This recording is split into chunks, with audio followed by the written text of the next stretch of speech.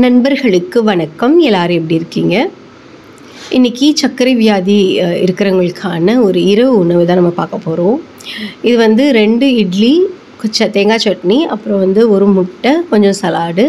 இந்த இட்லி வந்து நான் கருப்பு கவுனி அரிசியில் உளுந்து வந்து தோல் நீக்காத உளுந்து போட்டு செஞ்சுருக்கேன் இட்லி. ரொம்ப ருசியாக இருக்குது, நல்லா சாஃப்டாகவும் இருக்குது.